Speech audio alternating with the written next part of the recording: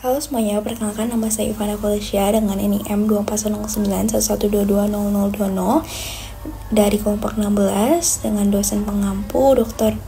Oski Liandri, Magister Kesehatan, dengan asisten dosen Kak Hana Maria Salsabila. Hari ini saya akan menjelaskan mengenai anatomi dari urologi dan juga reproduksi.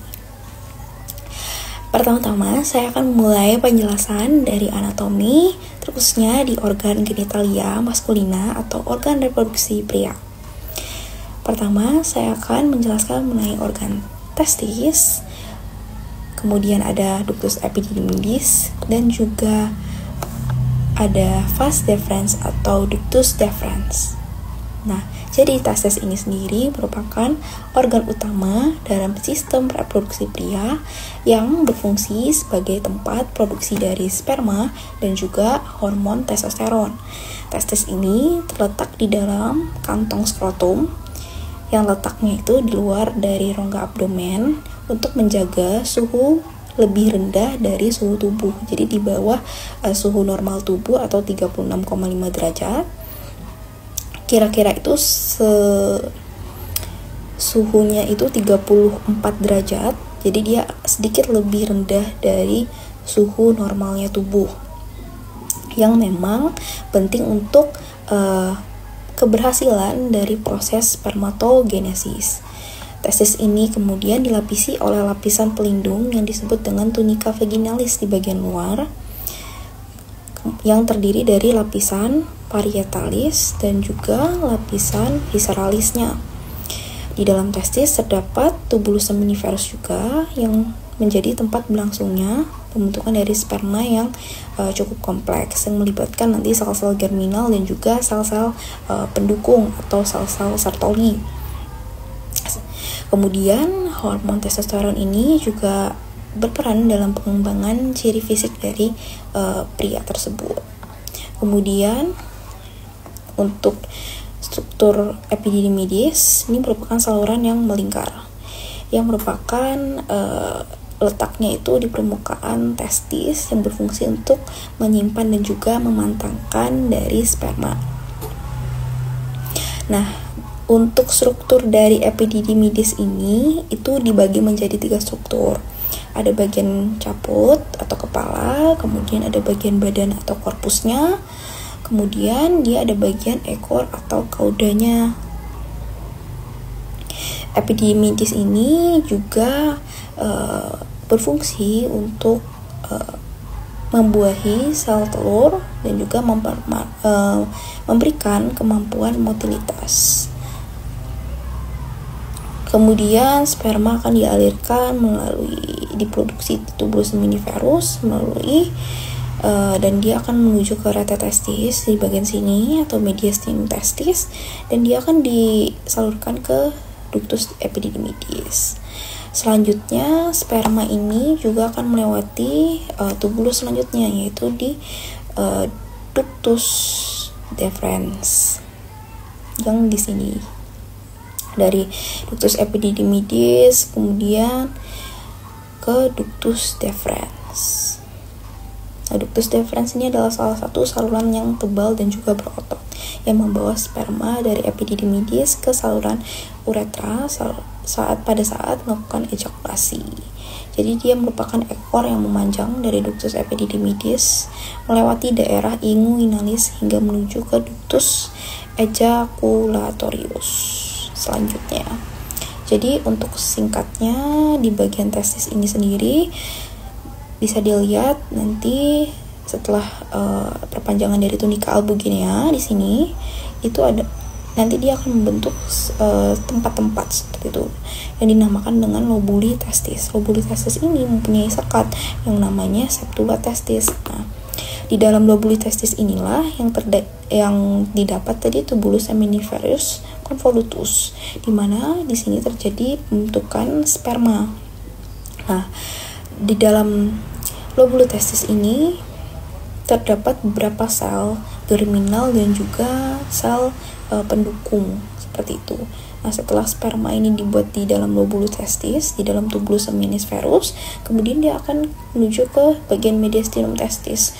yaitu di rete testis. Kemudian dia akan melanjut ke ductus deferens, kemudian dia ada ke ductus efferens, kemudian ke ductus epididymitis, dan terakhir itu ke ductus deferens. Seperti itu. Selanjutnya kita akan membahas mengenai organ,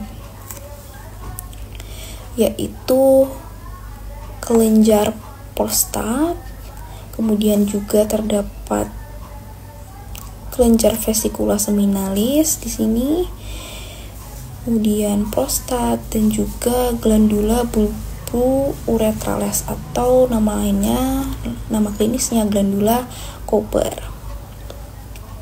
Nah, jadi mulai dari glandula vesicula seminalis ini adalah suatu kelenjar glandula aksesoria yang menghasilkan cairan seminal dan komponen yang merupakan komponen utama dari cairan ejakulasi.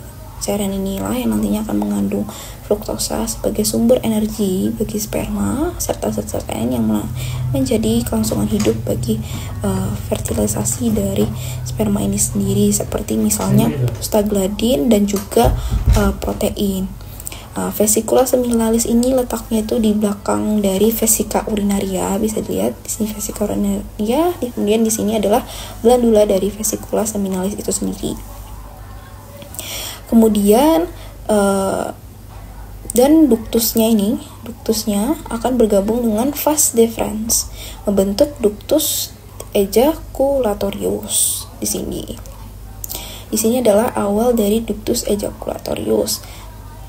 Nah, fungsi dari glandula vesicula seminalis ini sendiri itu sangat vital, yaitu menyediakan medium yang berpihak bagi sperma sehingga meningkatkan peluang terjadinya dari pembuahan atau fertilisasi. Selanjutnya yaitu kelenjar prostat. Kelenjar prostat ini adalah kelenjar yang bentuknya itu mirip seperti buah kemiri yang mengelilingi uretra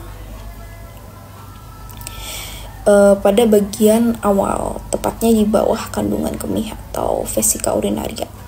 Kelenjar inilah yang nantinya akan memproduksi kelenjar cairan prostat dan bersifat sedikit asam, serta kaya akan enzim juga, misalnya kayak zinc, untuk meningkatkan motilitas dari sperma itu tadi. Kemudian kelenjar prostat ini juga sebagian besar yang berpengaruh dalam volume cairan semen. Jadi dia membantu untuk mengencarkan cairan dari vesicula seminalis tersebut. Kemudian yang terakhir ini ada glandula bulbo uretrales atau glandula Cooper. Ini bisa dilihat di sini yang kecil dua ini. Ini adalah kelenjar kecil yang terletak di dasar penis. Jadi dia letaknya tuh di sebelah dari uretra. Kelenjar ini adalah yang nantinya menghasilkan cairan jernih yang berlendir dan berfungsi melumasi uretra dan menetralisir asam dari urin yang tersisa di uretra sebelum ejakulasi terjadi. Jadi bisa dilihat di sini ada vesika urinaria, kemudian di bawahnya di sini ada vesikula atau glandula vesicula seminalis yang nantinya akan bergabung menjadi ductus ejaculatorius. Kemudian di bawahnya yang bentuknya seperti kemiri ini adalah glandula prostata. Kemudian di bawah dari glandula prostata di sini juga ada glandula yang kecil, yaitu namanya glandula bulbo uretrales. Nah, di sini adalah gambaran dari glandula prostat. Di sini ada fibromuskular stromanya, kemudian ada zona transisinya, kemudian ada zona tengah dan bagian uretranya, zona periferal, dan juga bagian ampula dan glandula vesikula di sini. Nah, di sini juga merupakan gambaran dari letak glandula bulbo uretra kecil tadi. Kemudian di sini adalah gambaran dari kelenjar prostat, di mana dia letaknya nih tepat di bawah kandung kemih, leher kandung kemih atau vesika urinaria. dan yang panjang ini adalah uretra atau saluran kemih. Selanjutnya kita akan membahas penis atau organ eksternal dari pria yang bisa kita lihat dengan mata telanjang. Jadi penis ini berfungsinya ya sebagai organ pengeluar sperma. Jadi, dia itu ada dua korpus cavernosum yang letaknya secara kronologis itu di sisi dorsal dan satu korpus pongiosum di sisi ventral yang mengelilingi uretra. Jadi pada saat terjadi rangsangan seksual, arteri dalam jaringan ini akan membesar dan mengisinya itu dengan darah yang menyebabkan ereksi yang memungkinkan terjadinya penetrasi pada saat berhubungan seksual. Selain berfungsi sebagai keluarnya sperma, juga berfungsi untuk mengeluarkan urin karena dia sekaligus sebagai sistem dari urologi pria dari tubuh. Ini adalah gambaran dari penis. Di sini ada glans penis, ini adalah bagian kulitnya, kutis. Kemudian di sini ada bagian frenulumnya. Kemudian ada fascia penis superficialis dan juga fascia profundanya. Ini adalah ostium atau lubang dari uretra eksternumnya untuk mengeluarkan dari urin sekaligus juga sperma. Kemudian juga ada musculus otot-ototnya, musculus transversus perinei superficialis dan musculus ischiocavernosus. Kemudian di sini terlihat ada corpora cavernosa penis. Ini korpus pongiosum penis yang letaknya memang di bagian ventral, cavernosa di bagian dorsal. Kemudian di sini ada bulbus penis, ada crus penis adalah di bagian ini bagian rektum, ada musculus sphincter acni externus. Kemudian di sini ini kita bisa membahas tentang skrotum. Ini adalah kantong kulit yang melapisi dari testis itu tadi, yang berfungsi memang untuk menjaga kestabilan suhu dari testis yang memang lebih rendah dari suhu tubuh. Jadi ini fungsi dari skrotum ini memang sangat esensial bagi berlangsungnya proses spermatogenesis yang optimal supaya prosesnya spermatogenesisnya tidak terganggu. Jadi testis, ini epididymidis, kemudian ini ada tunikanya, kemudian dilapisi oleh fascia spermatica interna, kemudian ada lapisan ototnya, musculus cremaster, kemudian ada fascia spermatica yang eksterna, di sini ada tunica dartos, dan bagian luar di sini adalah bagian kutisnya.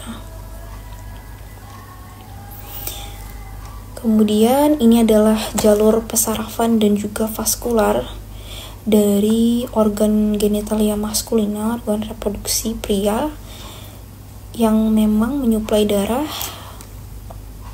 dari arteri testicularis yang berasal melakukan percabangan dari aorta abdominalis dan sistem vena pampiniformis yang berperan sebagai sistem pendingin melalui mekanisme aliran darah yang berlawanan arah.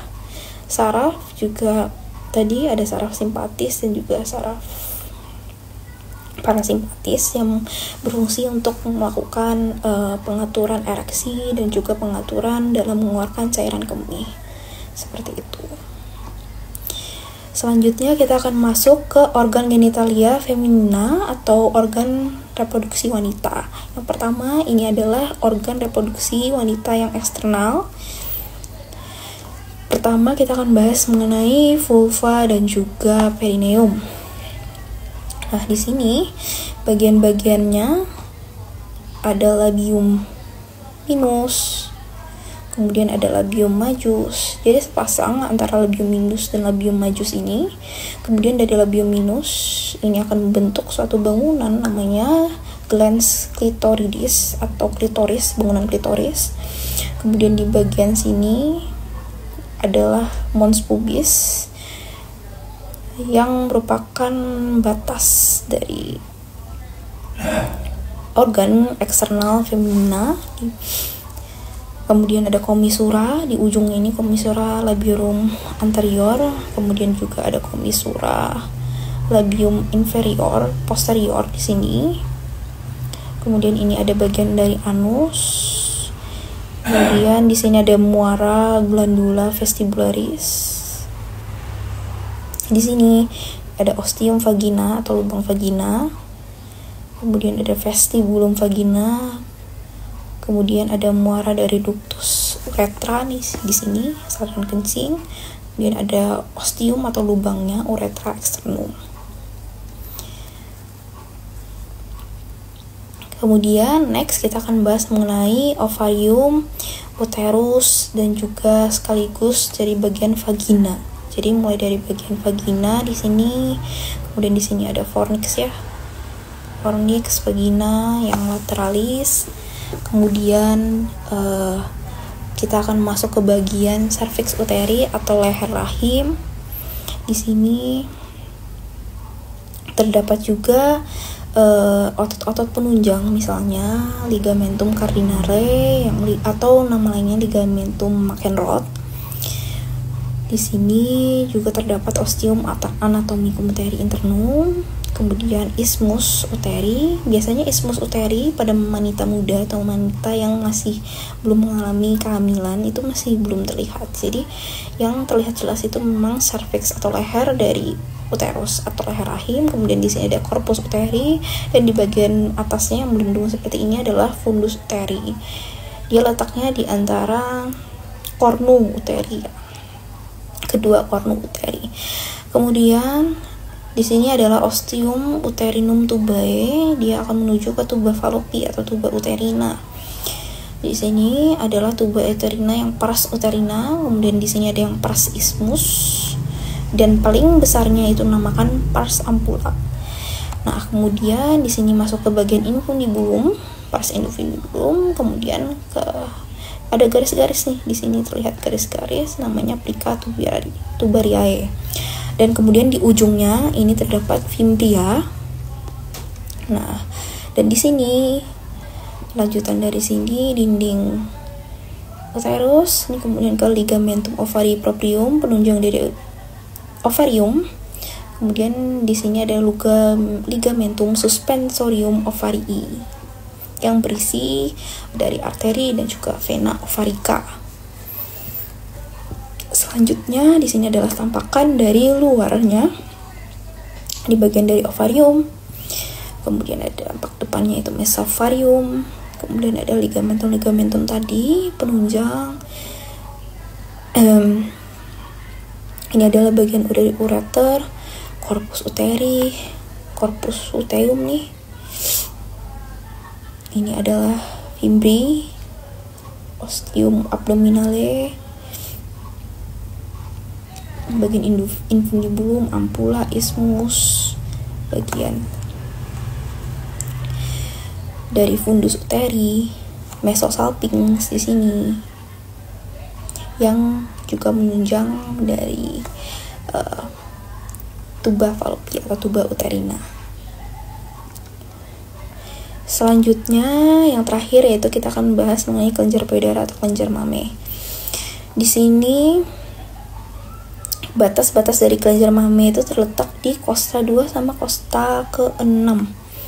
Nah, dominannya kelenjar payudara pada wanita itu ya, itu terdiri dari fibrostroma dan juga lapisan lemak atau adiposa. Dan juga di sini terdapat otot-otot atau ligamentum penunjang dari kelenjar mame, dan dia letaknya ini terletak di bagian depannya pectoralis mayor, caput stenocostalis, kemudian ada musculus pectoralis mayor di sini. Nah,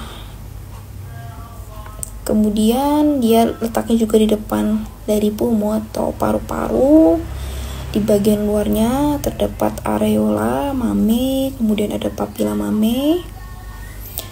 Kemudian ada terlihat nih yang kuning-kuning jaringan lemaknya, kemudian ada lobulusnya, lobuli glandula mammariae, kemudian ada sinus sinus lactiveri atau ampulanya, ada ligamentum suspensoria mammaria, dan juga glandulae areolares atau Montgomery. Ini yang bintik-bintik di daerah areola. Ini adalah glandula areolares. Di sini juga terlihat otot pectoris major, serratus anterior, kemudian juga otot-otot abdomen. Di sini di bawah obliquus externus. Dan mungkin sekian dari kelenjar mame. Nah, sekian video penjelasan saya mengenai video anatomi dari organ genitalia maskulina dan juga organ genitalia feminina. Semoga bermanfaat dan terima kasih.